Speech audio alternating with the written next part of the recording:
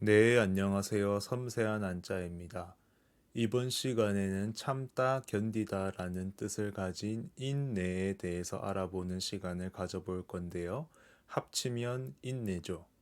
먼저 참을 인자 먼저 살펴보겠습니다.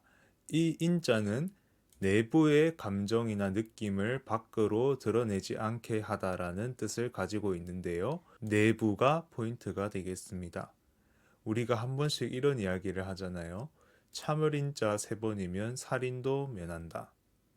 그러면 이때 이 참을 인의 대상이 무엇인가요?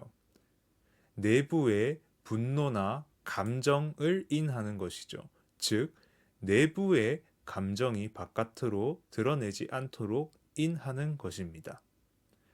그러면 또 이 참을 인의 대상으로는 뭐가 또 있을 수 있을까요? 부끄러움 같은 것도 인의 대상이 될 수 있겠습니다.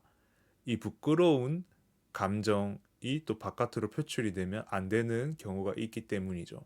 또한 내부의 느낌 또한 참을 인의 대상이 될 수 있는데 이 내부의 느낌으로는 배고픔이라던가 혹은 목마름 이런 것도 참을 인의 대상이 될 수 있겠습니다.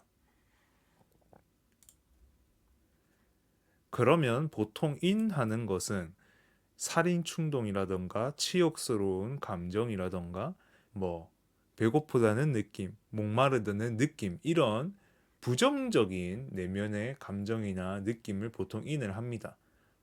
하지만 이 인은 이런 부정적인 거에 국한되지 않고 긍정적인 내면의 감정과 느낌도 인의 대상이 될 수 있습니다.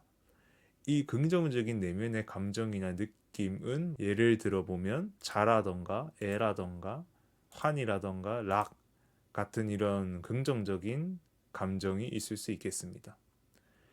그런데 만약에 내면의 자비심을 바깥으로 드러내지 않게끔 인한다면 이 사람은 어떻게 될까요? 바깥에서 봤을 때는 이 사람은 굉장히 잔인한 사람처럼 보여지겠죠. 즉, 잔인해지기 위해서는 자비와 같은 내면의 감정을 바깥으로 드러내지 않게 해야 합니다. 즉, 이 참을 인자에는 잔인하다라는 뜻도 있는데요. 그래서 잔인이라고 할 때 이 인자는 참을 인자를 씁니다. 다음으로 견딜 내자를 살펴보겠습니다. 견딜 내자는 외부의 자극과 압력이 안으로 들어오지 않게 하다라는 뜻인데요. 앞서 살펴본 인자와 반대죠. 인자는 내면의 내부의 감정이나 느낌이 바깥으로 표출되거나 노출되지 않게 하는 것이 인이었다면 내는 외부에서 내부로 오는 것을 막는 것입니다.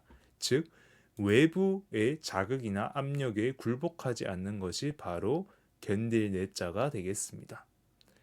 이 견딜 내자를 한번 유치하지만 파자를 해보면 이 왼쪽에는 마리엘 이자가 있고 오른쪽에는 마디촌자가 있는데요. 오른쪽에 있는 마디촌자는 손이라는 뜻을 가지고 있습니다.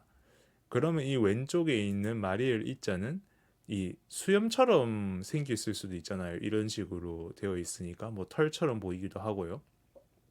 그러면 외부에 있는 어떤 사람이 손으로 막 수염을 뽑으려고 하는 그런 상황을 생각을 해보시면 되겠습니다.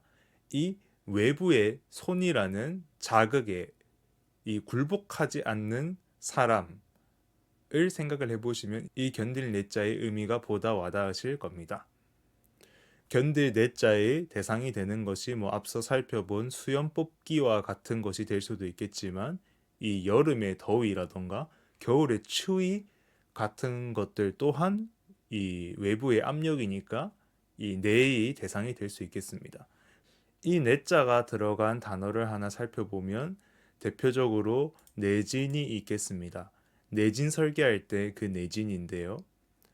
진을 내하는 것이죠. 이 진은 지진이죠. 그런데 지진이라는 것은 외부의 압력이잖아요.